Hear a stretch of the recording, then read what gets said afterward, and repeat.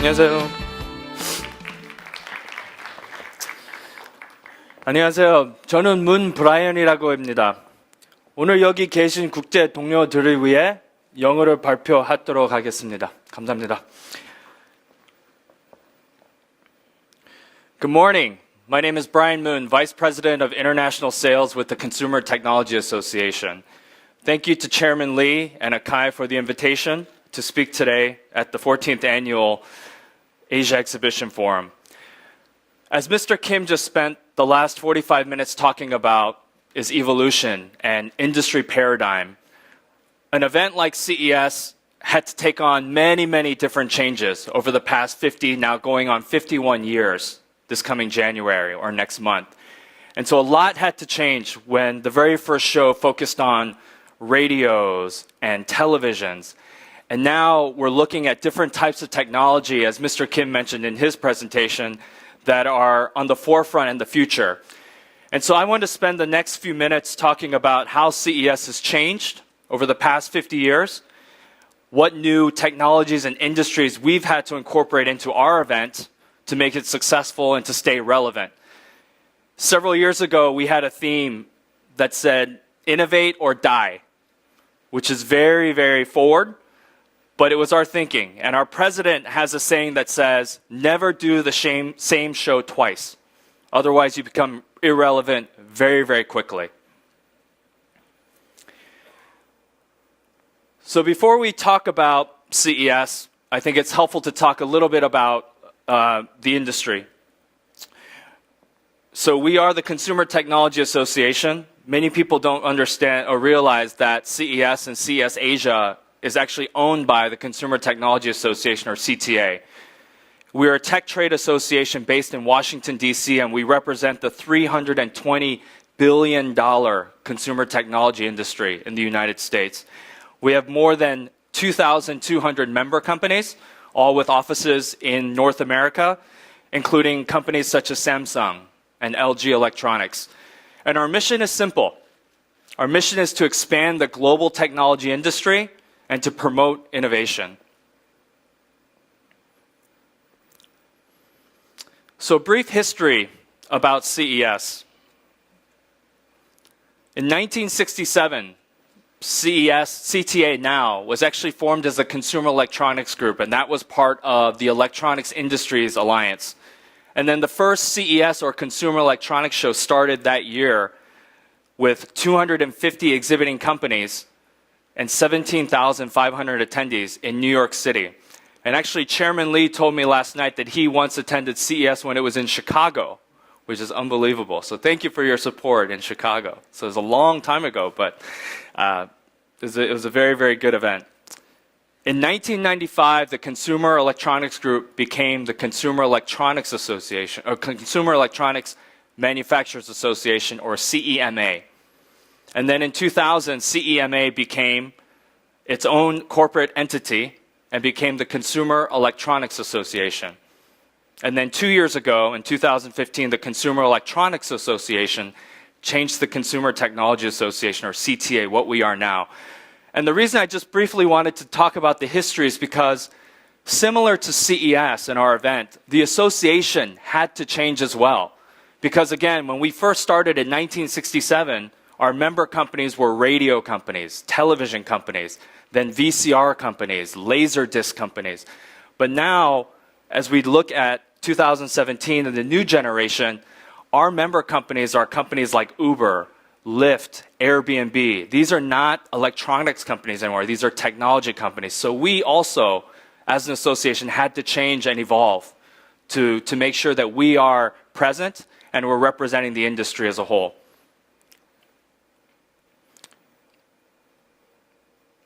So I should also briefly say that we had a history with the CES event.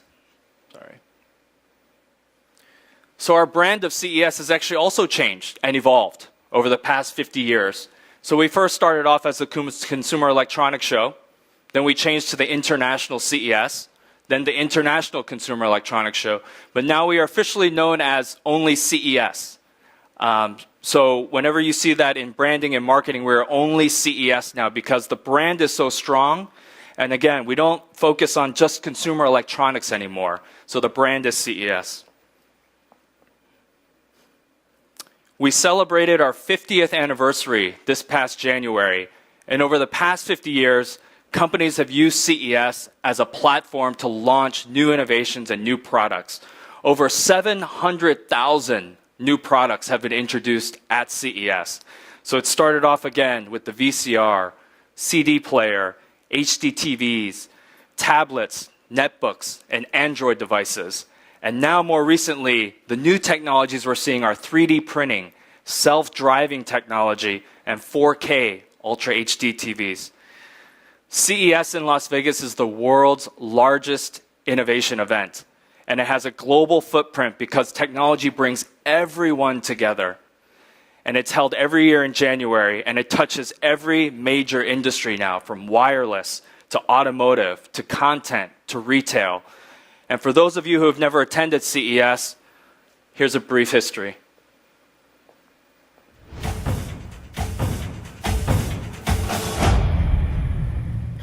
In its 50th year, CES 2017 catapults the connected world, driving the global technology industry as it continues to evolve and expand. From global brands to first-stage startups, companies of all sizes connect at CES to do business, secure funding, form partnerships, and launch innovation to the world's market. Connectivity is everywhere, and CES had it all, from smart homes and smartphones to self-driving cars and connected cities. 5G was a huge story. Powerful leaders from around the world convened at CES. Government officials, marketing execs, investors, retailers, sports influencers, content creators, they were all here. Innovation architects working together to use technology to transform our world and make it a better place. 50 years in the making, CES 2017 was powerful and record-breaking in every way.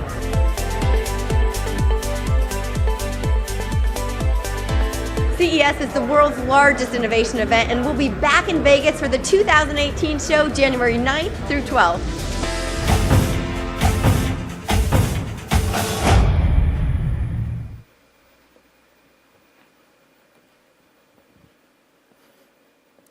So similar to our name, CES had to evolve and change. Again, evolution and change.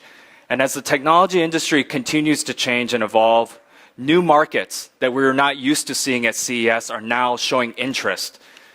Virtual reality or VR, robotics, from wearable technology, technology in clothing, and now to the travel and hospitality industry. Carnival Cruise Lines was actually a keynote speaker at CES this past January. Attendees expect to see the unexpected at CES now. And so from different industries such as real estate and tourism to new media, professional sports, and more. This January or next month is looking to be our biggest event ever. We're looking at 230,000 net square meters of exhibit space, almost 4,000 exhibiting companies, over 170,000 total attendees, including 60,000 from outside of the United States, and actually almost 9,000 attendees will come from South Korea. More than 7,000 international media will be covering CES, and every facet of the technology industry from every corner of the earth will be represented at CES. As we just mentioned, over 60,000 international attendees from 158 countries, 67,000 senior level executives attended CES this past January, and the average attendee has 33 meetings taking place at CES. So the event has evolved not only as a stage to showcase and announce new products, but many high-level business meetings now are taking place. Government officials now attend because they need to understand how technology is going to affect their own cities. And we'll talk about smart cities in a second. Our market research showed that the attendees coming to CES to do business are actually saving 3.4 billion miles of travel every year just by attending CES over the course of 4 days. And of course, building strong business relationships. It is a business event. More than 24 product categories are represented at CES.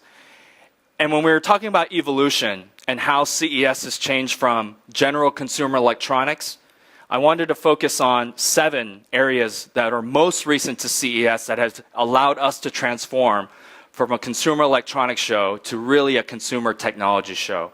And the 7 are vehicle technology, connected living, smart cities, connected health, augmented and virtual reality, AR and VR, Eureka Park, which is our startup area, and C-Space. Several years ago, an automotive company approached us and said, we want to exhibit at CES. So this was long ago. And we asked ourselves, why? What's an automotive company going to do at CES? We're consumer electronics. This company was on the forefront of thinking, the next generation of automotive manufacturing and the customer is not going to want to know how nice a car looks or how fast it's going, but they're going to be sold on what's on the inside and the technology that's driving them. And as Mr. Kim mentioned in his presentation about safety, huge opportunity with safety and all the technology going into vehicles now to make the passenger safer. Because as you know, self-driving technology and self-driving is right around the corner for the automotive industry. So cars are a great example of how our industry is turning every company into a technology company. In-vehicle technologies are making cars safer and making drivers more connected than ever. One of our other automotive exhibitors loves to say that they are the biggest connected device company now. So they don't see themselves as car companies anymore. They see themselves as mobile devices. And companies at CES will unveil a complete and immersive infotainment system. Again, as self-driving comes into fruition, the infotainment system will just be as important because passengers need something to do because they won't be driving anymore. We have an area at CES called the Self-Driving Technology Marketplace. And this area will feature 5 automotive companies showcasing ride and drive opportunities. And it's showing how technology is supporting the future of self-driving. And we're expecting more than 150 automotive technology companies and 10 automakers this year at CES, including Hyundai and Kia. And we're excited to introduce a visionary from the automotive industry. Ford's new CEO and president, Jim Hackett, will be speaking on the opening day of CES this year or next month. Mr. Hackett will discuss Ford's strengthening its automotive business and the shift and focus of its mobility services. So we're very excited about welcoming Mr. Jim Hackett as an opening day keynote from Ford. The second topic after vehicle technology on how we've changed as an event is IoT. Self-driving cars are an integral part of the whole IoT ecosystem where everything is smart, sensorized, connected. But smart is now a new way of life. So from healthcare to fitness to sports to content, gaming and smart home, every aspect of our lives is now connected to this IoT. IoT was a big keyword in our industry the past few years. And at CES, we have an area called Smart Home, the Smart Home Marketplace. And this features companies that are showing everything from smart thermostats to smart lighting to the next level of technology where your device will connect you again to your automobile. So it's all in this IoT world and everyone is connected. We will have exhibitors such as ADT, Comcast, Honeywell, and Lutron Electronics showcasing the next stages of connected living. Smart cities is projected to reach $34 billion by the year 2020. And South Korea is actually no stranger to smart cities. You have a smart city right here in Songdo, which is actually a model for the world on how a smart city should be built. So many other countries look to South Korea on how a smart city should be built from the infrastructure. And actually this year we're very excited. For the first time, we are going to have a smart cities marketplace that will have a part conference program, part exhibition program to show government officials, to showcase how smart cities are becoming the next generation, the next evolution of how cities should be built. And CES is the only place, and this is one advantage that we have as an event that has so many different product categories, is that we're able to bring them all together from 5G to IoT, transportation, smart automotive, energy and utilities to artificial intelligence and AI. CES will also feature 3 marketplaces dedicated to digital health. So we talked about wearable technology. So fitness and technology, health and wellness, and sports zone. There will be over 140 companies showcasing the latest advancements in healthcare, how to diagnose illnesses, and treating illnesses and monitoring illnesses. On the technology and sports side, it'll show how to make workouts more fun, trackable, and also injury prevention for athletes. So athletes want to know how to get better, but they also want to know how technology can be used to make sure that I'm not getting injured and to prevent injuries. VR and AR has grown so much. As you can see from the slide, when generally consumers think about VR and AR, it's always these goggles. And it's always gaming. Gaming, gaming, gaming. What we see at CES is how VR and AR technologies, the next levels and the next stages, are going to affect our everyday lives. So imagine a world where you can go shopping from a pop-up store wearing VR technology. Or you can renovate your kitchen. You can buy your next house because you're touring VR. You can even go on vacation using VR technology, although I'm sure you still want to go on the vacation. You can still experience a VR type of experience going to a vacation. And then most importantly, one of the best case uses in real life that we're starting to see are doctors treating illnesses via virtual reality, which is amazing.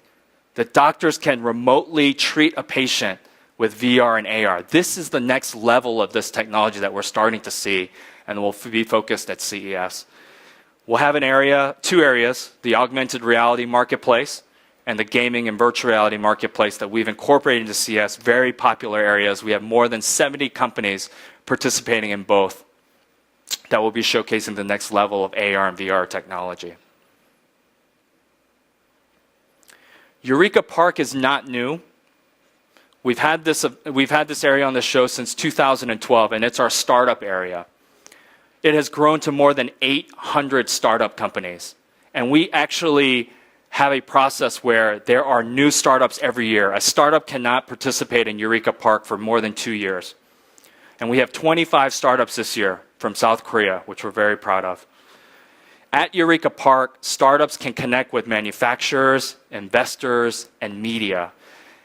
And as I mentioned, Eureka Park we've had since 2012, and we've had more than 1,100 early to mid-stage startups being funded at Eureka Park at CES, and we learned that more than $1 billion were invested since 2012 in these startups. So we're very, very excited about this being a platform for startups at CES. C-Space. So the C again stands for content. Several years ago, after doing some research on attendees, we realized that more than 30,000 advertising, marketing, and content professionals attend CES. And we were asking why. What we soon learned from this industry is that the content and media companies come to CES because new technologies, new hardware is going to affect how their content is distributed. So here in Korea, you have an advantage many, many more years than us in the United States, where you watch live TV on your handphones, on your smartphones and tablets and devices. In the United States, we're very, very far behind on that. We're still watching video clips, streaming as we can. So content professionals that come to CES because they need to know how their content is going to be distributed. Again, not only on smartphones anymore, but again, we talk about vehicles. That's the next generation. Content is going to be mobile everywhere, especially again in the car. So we have 30,000 advertising, marketing, and content professionals who attend CES, and we wanted to create a dedicated program for them, especially for them, that has a combination of exhibition space and a conference program. So you have high-level speakers, panels, exhibits that are bringing the entire creative community together. And at CES next month, the program is going to feature creative communicators, marketers, advertising agencies, digital publishers, entertainment, celebrities, and an opportunity for networking, learning, and discovery. The industry is vibrant and thriving. As Mr. Kim mentioned in his presentation before here, it's an industry paradigm. We had to change ourselves from being, again, a consumer electronics show to consumer technology. And how are we going to do that? Again, consumer technology is a vibrant and thriving industry, and more than ever, it touches every single part of our lives, every day. We're all connected because of technology. And at CES, you'll see 20,000 new products every single year. That's amazing. 20,000 new products every single year from all over the world. And you'll experience innovation firsthand. And as we look back over the past 51 years on how far CES has come, we started again as a radio and television show in 1967. And now we have technology companies such as Baidu, Intel, IBM, e-commerce companies such as Alibaba, Amazon, traditional electronics companies, technology companies such as LG, Samsung, Huawei, and vehicle technology or automotive companies such as Ford, Hyundai, and Kia. All of these different industries and all of these different companies now converge at CES because every single part of their business is touching our audience and is relevant to our industry. One other area that we improve on or we're very, very known for at CES is our keynote program. Our keynotes are an opportunity for the CEOs, presidents, chairmen of globally known companies to take the stage at CES to promote their vision, but not only their vision, but also what their company's vision is over the next several years. This year at CES, Intel CEO Brian Krzanich will discuss how Intel is investing in emerging areas such as AI, 5G, and self-driving technologies. Our own president, CTA, President and CEO Gary Shapiro will be delivering an industry update on where the industry is headed, what he's excited about. And as mentioned previously, Ford's president and CEO Jim Hackett will be taking the stage. He's their new CEO, and he will be opening the first day. Richard Yu, who is the CEO of Huawei's Consumer Business Group, will be also keynoting. And then as we talked about content a few minutes ago, we have Turner, which is a broadcasting station in the United States. Turner's chairman and CEO, John Martin, and Hulu's CEO, Randy Freer, will be co-keynoting at CES. So we're very excited about our lineup of keynotes this year.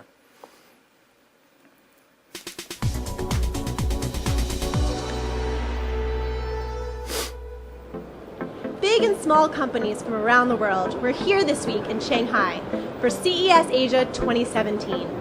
The third annual event launched innovative products across 19 categories, featuring the latest in technologies that are changing our world for the better.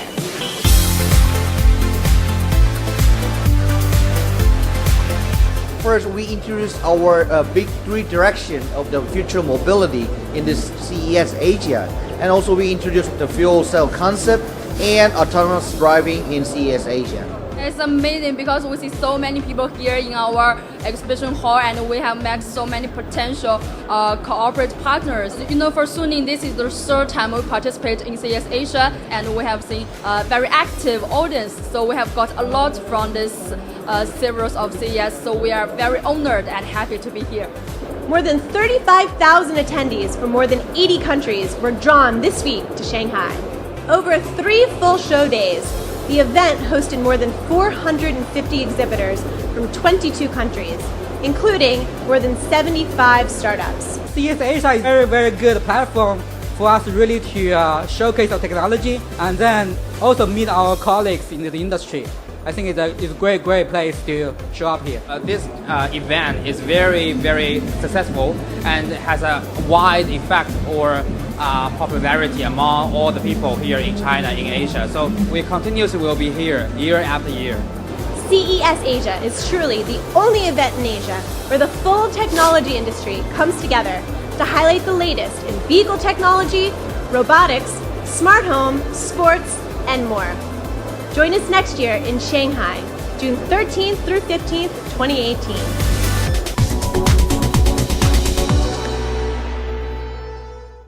So starting an event for most of you is scary, very scary. And then doing an event or starting an event in another country, especially in China, is even scarier. So CES Asia is our newest event. We just finished our third year here in 2017. Next year will be our fourth year, this coming June. We launched the show in May 2015, and when I travel, I'm asked many times, why CES? Why CES Asia? What are the differences between the two events? CES Las Vegas will always remain an international event. That's still our main event. But what we saw as an association with CTA is that the opportunity in Asia, in South Korea, China, Japan, and other Southeast Asia countries was that many of our member companies and our exhibitors, whether they did business already in Asia or they wanted to do business, wanted to come under an umbrella, a safe umbrella, and a brand that they trusted. So we saw a fantastic opportunity 3 years ago to start our CES Asia event in Shanghai. The event actually proved to be a premier platform in 3 short years. With 40,000 gross square meters of space, we had 464 exhibiting companies. We had world-class keynotes from industry leaders, and exhibitors made major investments on their exhibition space. The show covered all of the new technologies and innovations that we hoped it would, from automotive to robotics to VR and wearables.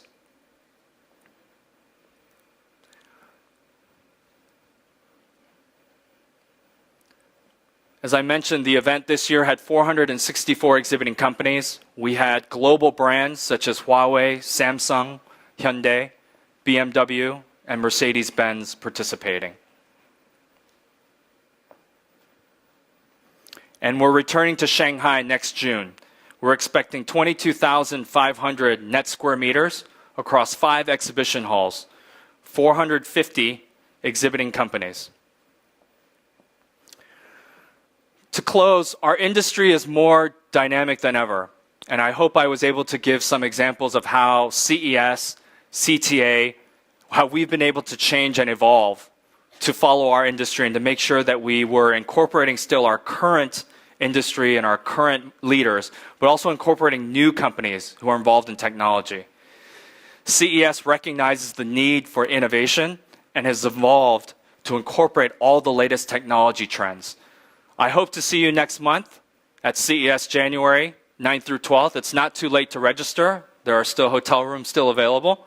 And at CES Asia in June 13th through 15th in Shanghai. Brian, thanks very much. Let me pull off my, sure. Sure. I've got a couple Just in questions case. for you. We'll start in English, don't worry. Sure. What is your hope for CES Asia? I mean, do you expect it will mature into being a feeder for the Las Vegas show where exhibitors start there in Shanghai and then go on to Vegas? Or do you expect sort of cross-selling between the two shows? As if you quote our president, Yes. he expects CES Asia over the next 10 years to be as big as CES Las Vegas. He sees that much opportunity in this marketplace for that event. In terms of cross-selling, what's interesting is actually 60% of the companies at CES Asia don't exhibit at CES. So the types of companies, there's not much overlap at all. Obviously, we saw several global brands that do both events, but 60% don't exhibit at CES Las Vegas. And do you expect that to change, or you think that will stay the same in terms of that little bit of overlap? I think it will. I think there's so much innovation coming out of Asia that it will probably stay that way in terms of the current ratio for the current time. Because again, Korea, Japan, China, there's so much innovation coming out of here, and the world looks to this part of the world that there's so many new companies. Right. And I think to the first part of your question is, CES Asia has become a nice stepping stone. To exhibit at CES Asia to get a taste of what CES Las Vegas could be. So it's a nice graduation program for lots of international companies. Right. Questions from the audience? 반갑습니다. 경연전람 중국 본부장 이진기입니다. 저는 중국에서 상하이에서 17년을 살다가 올해 귀국하였습니다. 그래서 CES 아시아가 지금 2015년부터 시작해서 개최되고 있는데 저 질문은 간단합니다. 왜 상하이에서 그걸 시작을 했느냐? 예를 들어서 도쿄나 서울이나 홍콩이 아니고 왜 상하이에서 시작을 했느냐? 거기에 대한 질문을 드리고 싶습니다. 처음부터 ni hao. 반갑습니다. It's also another question we receive frequently on why Shanghai, not Seoul, not Beijing. Simple. There are boring answers, and much of that has to do with logistics in terms of the convention center, transportation in and out of a city. But also, secondly, when we were researching locations on where to host CES Asia, we looked at all of that. But also, Shanghai made the most sense because many global brands already have offices in Shanghai in particular. Beijing is a little bit more government focused, where Shanghai also has a trade-free zone. And also, again, in terms of global brands already having marketing offices in Shanghai, it was much easier to work with many of our customers who had offices in Shanghai. So that's a short answer to a very complicated question, but logistics, location of many of our member companies, potential customers. Even within UFI, we see Shanghai, it's really becoming the center of the exhibition industry throughout China, but Right. also sort of has a gravitational pull across Absolutely. all of Asia. And if you ask many in the industry, Yeah. they also, especially in international business, they do consider Shanghai the international business capital. And that's Right. not to say Right. that other But- cities aren't, but Yeah, but especially with the electronics and manufacturing Right. base that you have in China, and they've got venues. Which venue are you using? We're for in Sneak, in the Sneak. Shanghai So New that's International 200,000 square meters, but you also have NECC, which is Right. 400,000 Right. square meters. So no shortage of capacity Right. in Shanghai. Other questions? Can you keep your hand up, please? Yeah, thank you. I'm JB Son, working at the RE Korea. Thank you very much for your great presentation. Actually, I have not visited your show. Hopefully, want to see your visit to visit your show soon. Actually, you talk a lot about the show contents to contain for your shows in the various industries, Right. but you didn't touch on what kind of technology your show teams are utilizing to provide added value or better service to exhibitor and visitors. For example, mobile application or Wi-Fi, heat map, etc., etc. right. Okay. We are actually, those are probably two of the top 5 technologies that we're using. Obviously, being known as the Consumer Technology Show, we should be using more. As you actually mentioned, Mark, in terms of facial recognition is something that we're interested in possibly looking into for future. But as you mentioned, the mobile app, Wi-Fi capabilities to speak, we're actually also started to use beacon technology. So the beacons in certain areas of the show floor to not only look at where heat maps are, but how companies can target specific customers walking by the booth. Right. I've got another one. Sure. You've been with CES this time around since 2009, is Yes. that right? Yeah. So I think the event's changed quite a bit over that time. How do you see, I mean, you speak to customers on a weekly basis. How have demands changed? Like, what are the exhibitors asking for now Sure. that they weren't 7 years ago or 8 years ago? So this is my second time at CTA. So I was Okay. with CTA from 2003 to 2009. I left briefly for about 5 years. So the biggest change when I came back were the automotive companies. Because when I left, we had probably 1 or 2. The first we credit is Ford as Right. the first major automotive company to have exhibition space on the show floor. And so that was probably the most realization or eye-capturing moment that I had coming back is how many automotive companies were at CES now. Because again, as I mentioned in the presentation, the automotive companies, they get a little bit offended when you say, I'm just a car company now. Right. They say, I'm a mobile device company or I'm a technology company. So that's probably one. I think the second is digital marketing or social media has grown. I think In importance for the event, you mean, in order to position the event? I think all in terms of how we use social media, but also social media digital marketing companies exhibiting Right. at CES. And that's part of the program such as C-Space, Yeah. where when I left the first time, C-Space did not exist either. So all these content marketing and advertising professionals were coming to CES because they saw the future. They saw that content was not only going to be captured on the television anymore, people were going to have to watch it on their mobile phones. and then 10 years later, they're going to have to watch in their cars. And so those are probably the 2 or 3 major things that I saw in terms of shifting. In terms of what exhibitors ask for, I think for our friends here, in the exhibition industry, attendees and exhibitors in particular are getting smarter about their investment, about ROI. So in that sense, we've had to create more networking opportunities at CES and CES Asia, where there are opportunities for exhibitors and attendees to meet.